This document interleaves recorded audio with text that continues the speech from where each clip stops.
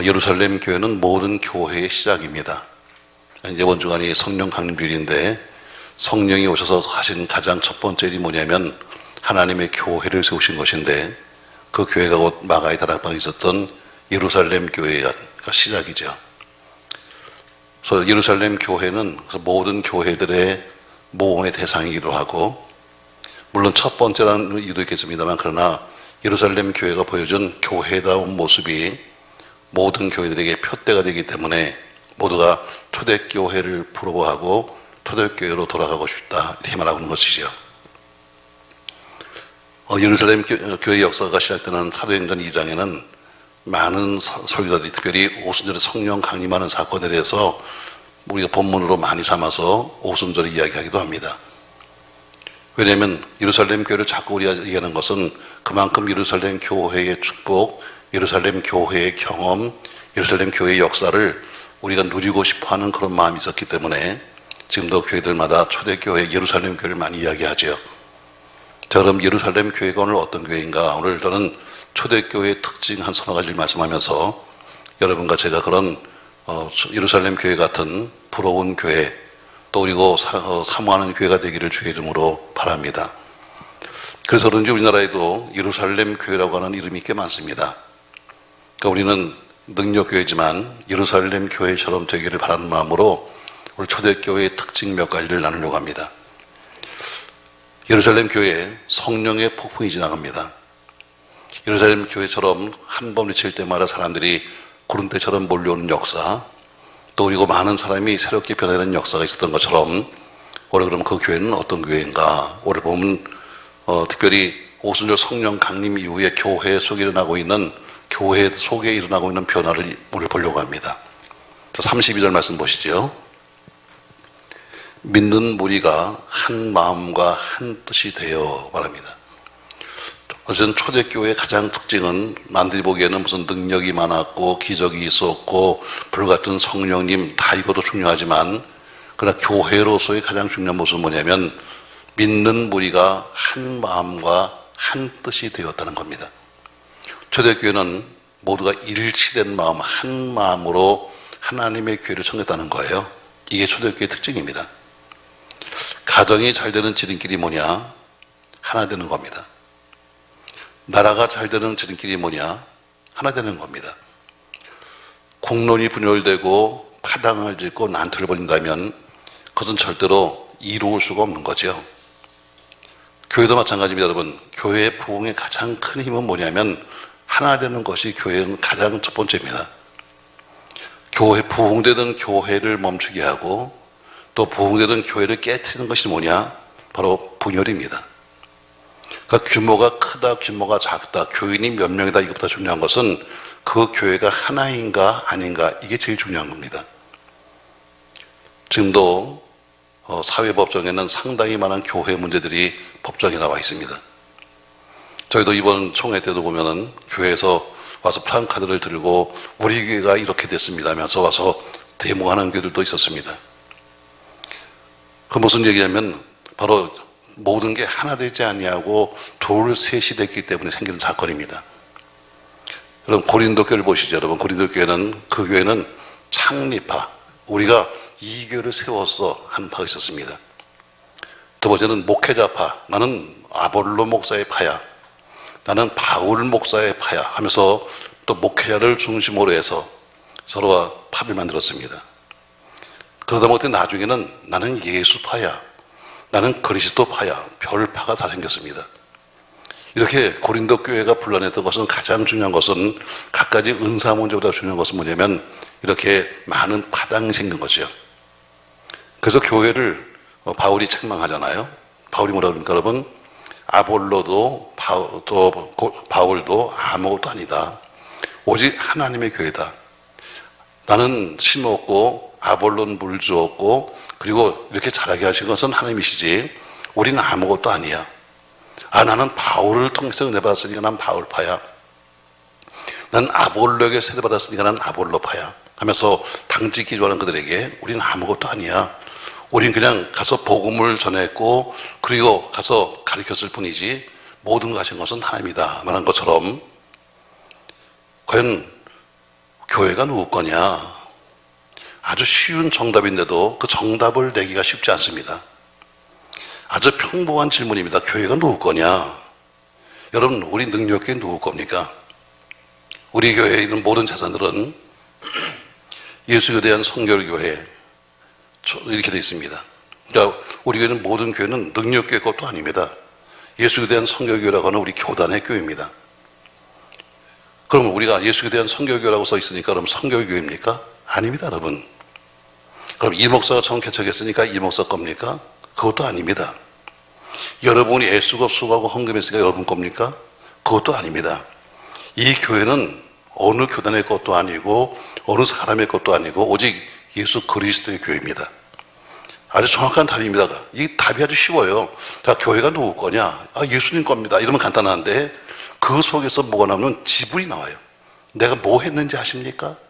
내가 뭘 했는지 아십니까? 지분을 찾으려고 하니까 교회가 매일 불안한 겁니다. 여러분, 누가 여러분에게 묻거든 당신은 어느 편이세요? 물으면 딱 한마디로 난 예수 편입니다. 이렇게 대답하세요.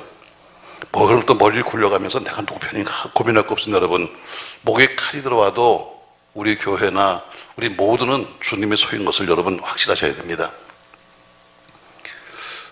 교회가 일을 하면서 가장 우리 교회에 대한 장점은 뭐 이렇게 큰 교회도 아니고 아주 대단한 사람도 없습니다만 그러나 우리 교회 장점은 별로 안 됩니다가 별로 없어 제가 참 감사합니다. 사실 교회 일은 안 되는 일이 상당히 많습니다. 제가 여러분들에게 이렇게 합시다 저렇게 합시다 하면서 여러 가지 프랑카드를 붙이고 별일을 다 해도 하면서도 이게 과연 될까 하는 일도 있습니다. 왜? 내가 봐도 어떤 황당한 일도 있으니까 과연 이게 가능할까 하는 일도 있습니다만 그러나 그래도 안 됩니다 하는 사람이 없으니까 이게 다행이에요. 그러니까 우리는 계속해서 할 수 있는 것은 뭐냐면 안 됩니다가 아니라 주님 어떻게 하면 될까요? 어떻게 하면 할까요? 어떻게 하면 주님이 기뻐하시는 일을 할 수 있을까요? 이게 중요한 것이지 된다 안 된다를 여러분과 제가 말할 수 없는 겁니다. 제가 늘 싫어합니다만 교회는 회의하는 장소가 아니잖아요. 뭐 어저께도 어저께인가요? 우리 교단에서도 뭐 회의가 많았습니다만 제가 하면 딱 30분 내에 다 끝납니다. 모든 거 다 끝나요. 아니 제가 전라도부터 왔는데 30분 만에 끝나고 가요. 왜? 앉아갖고 뭐 내 얘기를 자꾸 하려면 말들이 목사들이 워낙 말이 많으니까 말 잘하는 게 다 목사입니까 여러분? 목사 한 3, 40명 모이면 볼만합니다. 한 마디씩 하면 몇 시간 지나가는 거예요. 근데 그냥 머리서부터 한 3시간 왔는데 30분이 가려니까 서초원명이더라고요. 교회도 마찬가지예요. 우리 교회가 거의 회의를 하지 않습니다만 어떤 사람들은 어떤 교회는 회의하는 재미로 교회 오는 사람도 있대요. 어떤 교회는 회의하는 맛에 교회 오는 사람이 있다니까요. 그러니까 주일만 되면 무슨 회의인데 오늘 회의는 내가 무슨 말을 해야 좀 인기를 끌까 하는 사람도 있다는 거죠. 여러분, 우리가 교회를 왜 옵니까, 여러분? 교회는 회의하러 오는 게 아닙니다. 재직회를 하거나 당회하러 오는 것도 아닙니다. 교회는 회의에서 뽕되는 것도 아니고 교회는 기도해야 뽕됩니다. 오늘 예루살렘 교회의 특징이 뭐냐면 믿는 사람이 다 함께 믿는 무리가 다 한 마음과 한 뜻이 되었다. 이게 초대교회의 특징입니다. 다시 말해 무슨 일을 하든지 모두가 하나의 생각이었습니다. 자, 그러면 교인이 100이면 100사람이 다 한 마음 될 수 있을까요? 물론 자기 마음에 좀 안 될 수도 있잖아요. 교인이 100인데 100사람이 전부 다 똑같이 이거 정말 마음에 든다 해가지고 그런 사람이 있을까요? 여러분, 그렇지 못해요. 그러나 다수가 따라가면 소수는 따라와 주는 것이 이 교회예요. 교회가 일단 하기로 결정을 했으면 시도도 따라오는 게 교회지 뒤에서 쭉 딴소리 하면서 가는 길을 막는 게 교회가 아닙니다. 오늘 여기도 보세요. 믿는 사람이 한 마음과 한 뜻이 되었다. 과연 그들이 전부 다 초대교회에 그 교회 교인들이 전부 다 똑같은 마음이었을까? 다 똑같은 생각을 했을까? 아닙니다, 여러분. 그들도 아니었지만 그래도 그들이 결정하고 하기로 했기 때문에 모두가 한 마음이 되고 한 뜻이 되려고 했다는 겁니다. 그 당시에는 자주 모이는 정도가 아니었습니다. 요새는 교인들이 교회 오는 걸 별로 싫어하니까 아유 뭐 이렇게 자주 모이라고 그러세요. 무슨 새벽에 오고 낮에 오고 뭐 하고 여러분 그때는 매일 살았습니다. 교회에서. 왜 그때는 뭐 어디 가도 취직도 안 되죠. 예수 믿으면 어디 가도 일할 데가 없습니다. 그러니까 어디 써주는 사람도 없고 일할 것도 없고 그러니까 언제 또 주님이 오신다니까 항상 그들은 어디요? 항상 교회에서 살았습니다. 주님이 곧 오실 것이다 생각했기 때문에 그는 밥만 먹으면 모였습니다. 아예 와서 밥도 거기서 함께 먹었습니다. 자, 그러면서도 자기들끼리도 있을 거예요. 초대교회도 너무 모이는 거 아니야 이거? 왜 이렇게 자꾸 자주 모이는 거야? 그런 사람이 없었을까요? 있었어요. 그럼에도 불구하고 그렇게 모이기로 했기 때문에 다 같이 모인 겁니다. 바로 이게 일치예요.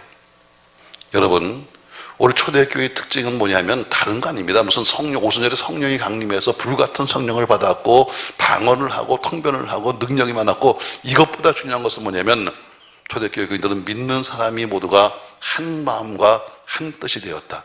아멘. 아멘. 한 마음과 한 뜻.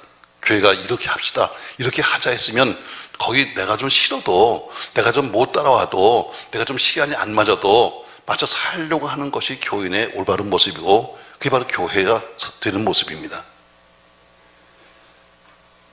그러니까 모든 갈등은 다 있는 거예요. 여러분, 갈등이라는 것이 그렇잖아요. 갈등이 뭐냐? 갈등은 이런 겁니다. 의자는 하나인데 두 사람이 앉고 싶은 거예요. 이게 갈등이에요.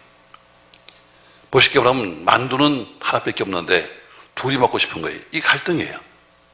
그처럼 똑같이 왜 갈등이었겠어요? 초대교회도 하루까지 갈등이 있었음에도 불구하고 전체 의견에 따라서 내가 하나 되는 것, 이게 일치입니다. 아멘. 이게 교회예요. 교회 속에서 뭐 나는 이 생각을 하고 난 저 생각을 하고 할 수 있습니다. 그러나 일단 결정이 되면 모두가 그렇게 가기로 하고 했으면 같이 가주는 것이 이게 교회 모습입니다. 거기서 무슨 큰 소리를 치고 뭐 교회를 가르고 파당을 짓고 해봐야 아예 여러분 그건 틀린 겁니다. 그러므로 교회는 크고 작은 것, 교인이 많고 작은 것이 기준이 아닙니다.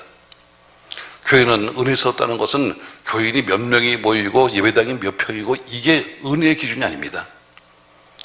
그러면 교회가 말하는 은혜의 기준이 뭔지 아십니까 여러분? 하나인가 둘인가 이겁니다. 하나면 은혜 있는 교회요, 둘이면 은혜 없는 교회입니다. 저 여러분, 계속해서 우리가 하나 되는 은혜가 있기를 주의 이름으로 축복합니다. 잠언서 17장 1절 말씀에는 이렇게 솔로몬은 말하고 있습니다. 같이 한번 읽겠습니다. 마른 떡 한 조각만 있고도 화목한 것이 제육이 집에 가득하고도 다투는 것보다 나으니라. 아멘.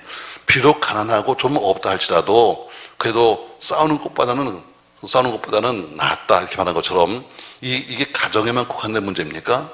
아닙니다. 교회도 마찬가지입니다. 좀 사람이 좀 적게 모이면 어때요? 예산이 좀 적으면 어떻습니까? 그럴 수도 있죠. 그러나 교회 부흥은 하나님이 하시는 거니까. 사실 뭐 이렇게 숫자를 만나면 지역도 한계가 있잖아요. 이게 지방에 다녀보면요, 참 우리가 인간적으로 본다면 저 교회는 언제 부흥이 되나, 저 교회는 언제 자립을 하나. 제가 볼 때는 주님이 오실 때까지 자립 못할 교회도 많아요. 왜? 동네가 텅텅 비었는데 사람들이 다 서울로 가버리고 도시로 가버리고 사람들이 없는데 거기서 부흥된다는 건 여러분 될 수도 없는 이야기입니다. 그렇다고 저 다른 면에서 다른 도시에서 여러분 예배당을 찾아오는 사람이 있겠습니까? 그러니까 쉽게 말하면 저 시골에 오지 있는 교회들은 주님이 오시는 그날까지 그냥 그렇게 살아야 되는 교회들이에요. 물론 교회가 작기 때문에 하나가 된다는 건 절대 아니에요. 교인이 둘이도 서로 싸울 수도 있으니까. 그러나 작은 교회라 할지라도 비록 자립이 안 된다 할지라도 교회는 일치될 때가 제일 행복한 거예요. 바로 이런 일치. 오늘 바로 첫 번째 초대교회의 특징이 뭐냐? 바로 한 마음과 한 뜻이 되었다. 일치입니다. 여러분 모두가 한 마음과 한 뜻이 되어 하나님이 하시는 일을 동참하는 내가 있기를 주의 이름으로 축복합니다. 두 번째로 다시 32절 말씀 보세요. 믿는 무리가 한 마음과 한 뜻이 되어 모든 물건을 서로 통용하고 자기 재물을 조금이라도 자기 것이라 하는 이가 하나도 없더라 했습니다. 자, 모든 물건을 서로 통용하고 제 재물을 조금이라도 제 것이라고 하는 사람이 한 명도 없었다. 다시 말해 초대교회는 자기 지분을 주장하지 않았어요. 자, 은혜 받으면 나타나는 징표가 뭔지 아십니까, 여러분? 누가 뭐라고 해도 다른 여러 가지 무슨 이야기 한 것이라도 가장 첫 번째가 뭐냐면 내 소유에 대한 개념이 바뀌는 겁니다. 은혜 받으면 소유에 대한 개념이 바뀌는 거예요. 과거엔 전부 다 내가 가져야 되고 내 주머니 있어야 되는데 은혜 받고 나면 뭐예요? 주머니가 열리는 거예요. 믿음을 믿음 아무리 얘기해도 믿음을 고백하는 최종적인 기준이 뭐냐면 바로 물질에 관한 태도예요. 근데 예루살렘 교회는 자기 것을 자기 것이라고 하는 사람이 없다는 이야기예요. 내 것임에도 불구하고 이건 내 것이 아니야, 하나님의 것이야, 이렇게 말했다는 것이요. 그래서 오늘 뭐라고 하냐면 서로 물건을 통용했다. 모든 물건을 서로 통용했다 그랬어요. 다시 보세요, 여러분. 믿는 무리가 한 마음과 한 뜻이 되어 모든 물건을 서로 통용하고 해요. 무슨 물건이요? 모든 물건, 먹다 남은 것만 갖고 온 게 아니라 모든 것들을 서로 나눴었다는 거죠. 자, 그럼 초대교회 교인들이 같이 수고한 동업자인가요? 아닙니다, 여러분. 같이 동업해서 돈을 번 것도 아니고 다 모두가 애쓰고 수고하고 땀 흘려서 혼자 버는 겁니다. 그런데도 그 수고를 했음에도 불구하고 수고를 포기하고 내 것이라는 기득권을 포기하고 모두가 함께 오늘 본문처럼 통용했다는 겁니다. 그 결과가 뭐냐? 34절입니다. 34절 말씀. 그 중에 가난한 자가 없으니 이는 밭과 집 있는 자는 팔아 그 판 것의 값을 가져다가 사도들의 발 앞에 두매 그들이 각 사람의 필요를 따라 나누어 줍니다. 예루살렘 교회 교인들 전체가 가난한 사람이 없었다. 그 이유가 뭐냐? 다 은혜 받으니까 자기 갖고 있는 물건을 내 것이라고 생각하지 않고 냈더니 그것을 사도회의에서 걷어가지고 그것으로 어려운 사람들을 나눠줬기 때문에 모두가 다 같이 가난한 사람이 없었다. 이렇게 말씀하고 있습니다. 자, 밭 있는 사람은 밭을 팔았습니다. 집 있는 사람은 집을 팔았습니다. 그리고 그것을 사도회의에다가 헌납했습니다. 사도는 그것을 가지고 각 사람의 필요를 따라 나눠줬습니다. 물론 그렇게 하다 보니까 부작용이 생겨서 나중에 7자를 세우기도 했습니다만 어쨌든 서로 다투어서 자기 것을 내놨습니다. 마치 유행처럼 보니까 남들도 내고 저 사람도 내니까 나도 내야 되겠네 하면서 유행처럼 번졌습니다. 그래서 생긴 사건이 뭐냐면 36절 이하의 사건입니다. 36절 말씀 보세요. 그보로에서 난 레위족 사람이 있으니 이름은 요셉이라. 사도들이 일컬어 바나바라 번역하면 위로의 아들이라 하니 그가 밭이 있음에 팔아 그 값을 가지고 사도들의 발 앞에 두니라 했습니다. 자, 오늘 지금 요셉의 사건, 바나바라는 사람의 사건입니다. 그 사람은 상당한 땅에 있었는데, 밭이 있었는데 그 밭을 팔아가지고 사도들 앞에 두었습니다. 그것이 얼마나 사도들에게는 힘이 되었는지, 원래 이름은 요셉인데 사도들이 그 사람을 뭐라고 불렀는가? 바나바, 위로의 사람이다, 위로의 아들이라 해서 그를 통해서 우리가 위로받았다, 그를 통해서 우리 교회가 위로받았다 해서 이런 바나바라 이렇게 불렀습니다. 자, 근데 이런 사람만 있으면 좋은데 5장 가면 또 이런 사람이 나와요. 5장 말씀 보세요.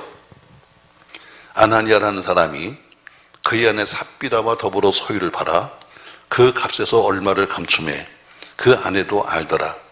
얼마만 가져다가 사도들의 발 앞에 두니 베드로가 이르되 아나니아야 어찌하여 사단이 네 맘에 가득하여 네가 성령을 소유고 땅값 얼마를 감췄느냐 이렇게 말합니다. 자, 앞에 요셉이 나오고 나서 곧 이어나온 것이 뭐냐면 아나니아와 삽비라의 가정입니다. 자, 오늘 그들도 막 유행처럼 그냥 다들 은혜 받아가지고 나는 밭을 내나 난 집을 내나 하다 보니까 오늘 지금 아나니아 삽비라도 어때요? 야, 우리도 가만히 있을 수 없잖아. 뭐 좀 내야 되겠다 해서 가서 땅을 냈어요. 근데 원래 땅을 낼 때는 몰랐는데 이 땅이 팔려서 돈이 되니까 이게 돈 되니까 이게 또 사람의 마음으로 감도네. 땅 문서를 냈을 땐 별거 아닌데 땅 문서가 아니라 돈으로 바꾸고 나니까 그의 마음속에 뭐예요? 우리도 쓸 데가 많은데 왜 쓸 데가 없겠습니까, 여러분? 그래서 결국에는 얼마를 감추었다가, 근데 아주 핵심적인 단어가 나와요. 2절, 그 값에서 얼마를 감춤해 그 아내도 알더라. 아내가 또 그 문제예요. 남자가 예를 들어서 아유 여보 이건 너무 아깝다, 이거 다 어떻게 내지? 그러면 아내가 안 돼, 내야 돼. 그러면 됐는데 왜? 남자는 다 여자 말 듣고 사니까. 그런데 그 박수를 치면서 맞아 감추자 이래가지고 둘 다 죽었다니까. 먼저 그렇게 마음을 가진 남자가 문제예요. 근데 어때요? 남자가 아무리 마음속에 가져도 여자가 안 돼요. 뭐 하나님께 드리고 작정했잖아 이러면 끝나는 건데, 그걸 박수를 치면서 맞아 냉장고 밖을 열었는데 그래야 하는 바람에 결국엔 온 집안이 망하고 말았어요. 결국 베드로를 속였음에도 불구하고 뭐라고 말하는가? 성령을 속였다 해서 거기서 급사하는 그런 어려운 문제가 생깁니다. 여러분 생각해 보세요. 남들이 은혜 받았다고 해서 나도 헌금을 하고 나도 은혜 받았다고 해서 헌물을 했다고 해서 그냥 아나니아 삽비라 그냥 가만히 있었으면 끝나요. 왜? 내란 얘기한 거 아니니까. 근데 어때요? 자기도 괜히 그냥 같이 동참했다가 그래 가만히 있으면 끝났을 텐데 괜히 같이 거기서 어울려가지고 나도 한다고 떨어졌다가 결국에는 어려움을 당하는 거예요. 맞습니다, 여러분. 우리에게 주는 큰 교훈이기도 하죠.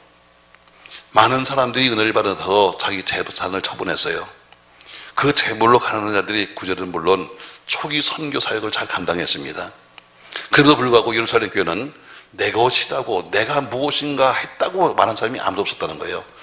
제가 교회를 개척할 때 얼마 낸지 알아? 내가 선교할 때 내가 뭐 했는지 알아? 하면서 말하는 사람이 한 명도 없었다. 우리는 지나치게 이기주의에 빠져 살아요. 어떤 기관, 어떤 부처의 이기주의, 이번에 LH 같은 거죠. 우리가 기득권이 있으니까 우리가 좀 먹어야 되겠다 이런 거죠. 혹은 지역 이기주의, 집단 이기주의, 업무나 사업이나 혹은 어떤 우선권에 감독권을 놓고 싸울 때 부처 이기주의. 여러분 옆에 보니까 한신정구 옆에다 지금 공장을 짓더라고요. 여러분 보셨죠? 여러분 프랑카드 막 부정한 거. 사실 저희가 그 땅을 살려줬어요. 거기 그 땅을. 근데 안 된대. 아파트 아줌마들이 전부 다 안 된대. 교회 못 진대. 그래서 안 샀어요.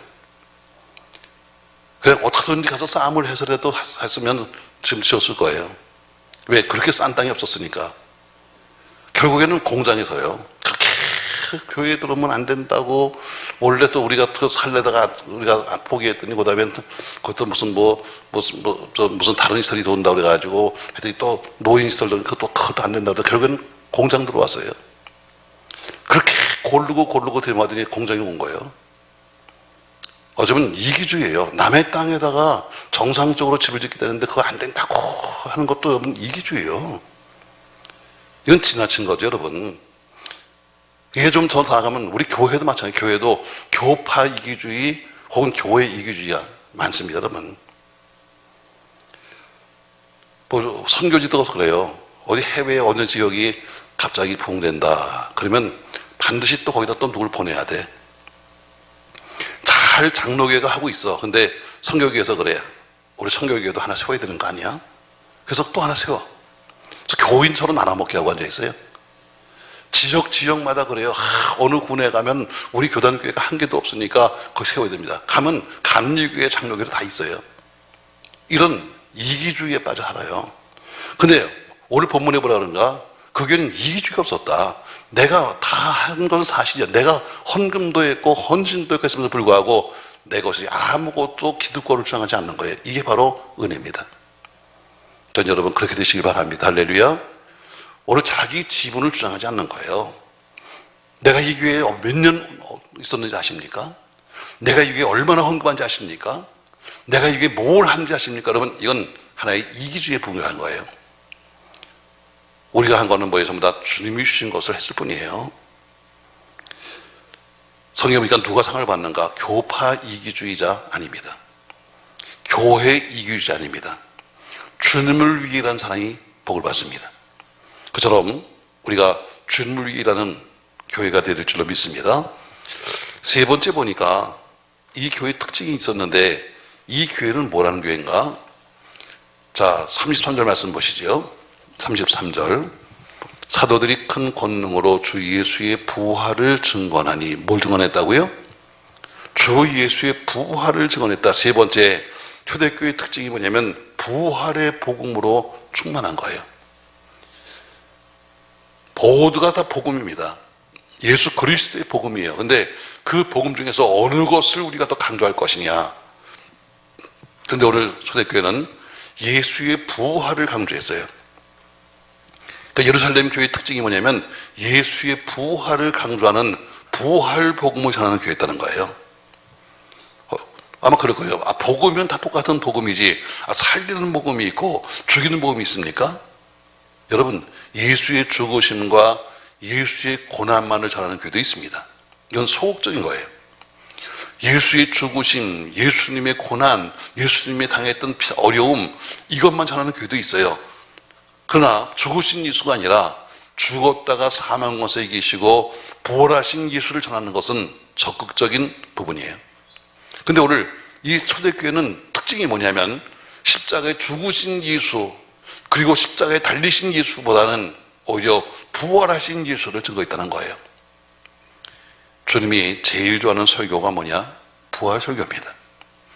주님이 신나있는 설교가 뭡니까? 부활 설교입니다. 반대로 마귀가 제일 힘못 쓰는 설교가 뭡니까? 부활 설교입니다. 그러니까 부흥되는 교회는 늘 주님의 부활에 관한 증거가 있는 겁니다. 그러니까 부활의 복음이 없이는 절대로 교회가 부흥될 수 없어요. 여러분 보세요, 여러분. 교회 주인이 예수님이에요.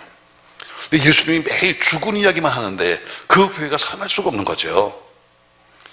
여러분, 예수님이 죽어 계신다면 어떻게 일하시겠습니까? 예수님은 부활하셔야 합니다. 아주 막말로 정말 믿으면서 부활을 못 믿는다 할지라도 그래도 입이라도 예수가 부활했다, 예수가 부활했다. 여러분, 이게 교회가 부흥되는 거지. 정말 부활했을까? 맨날 십자가에 달리신 예수만 생각한다면 절대로 교회는 부흥 안 되는 겁니다. 자, 오늘 세 번째 특징이 있다면 바로 초대교회는 부활복음을 부활복음. 주님이 부활하신 것을 선포해야 주님도 기쁘지 않겠습니까? 주님이 살아났다는 소식을 들어야 교회도 힘나지 않겠습니까? 근데 매일 죽으신 예수만 이야기한다면 부활이 없다면 여러분 우리는 가장 불쌍한 사람들입니다. 교회도 죽고 교인도 죽고 사회도 죽고 마귀만 사서 펄펄 뛸 겁니다. 왜? 예수님이 죽어 계시면 마귀가 왕이죠. 여러분 부활의 복음을 믿어야 합니다. 부활의 은혜를 믿어야 합니다. 그래서 예수님의 부활을 내가 못 믿는다면 나중에 내 부활을 어떻게 우리가 믿을 수 있겠습니까? 성경 말합니다. 예수님이 부활의 첫 열매, 나는 부활에 붙어있는 두째 열매라고 말하고 있습니다. 그러면 첫 열매를 부인한다면 두째 열매가 있을 수가 없는 거죠. 그러므로 예수의 부활은 곧 나의 부활입니다. 오늘 예루살렘 교회는 오늘 본문처럼 부활의 복음을 주로 전했다는 겁니다. 사랑하는 성도 여러분, 과연 우리 교회는 어떤 교회인가, 어떤 꿈을 가지고 있는가? 전 여러분 아무쪼록 모든 목회자의 꿈이요 모든 성도의 가장 그리워하는 예루살렘 교회 초대교회를 닮아가고 초대교회로 향해가는 여러분과 제가 되기를 주의 이름으로 바랍니다. 여러분이 진실로 초대교회 같이 되기를 원한다면 첫 번째 하나 되셔야 합니다. 쪼개기를 원하는 것은 마귀입니다. 나누기를 좋아하는 것은 원수입니다. 분열을 부추기는 것은 무조건 적입니다. 여러분 모두가 일치되기를 힘쓰시기 바랍니다.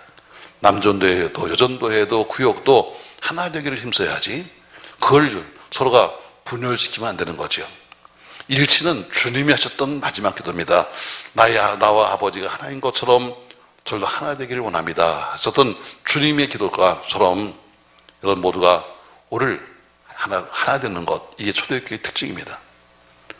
예루살렘 교회처럼 여러분과 제가 섬기는 교회가 되고 싶다면 교회의 지분을 모두 내려놔야 합니다.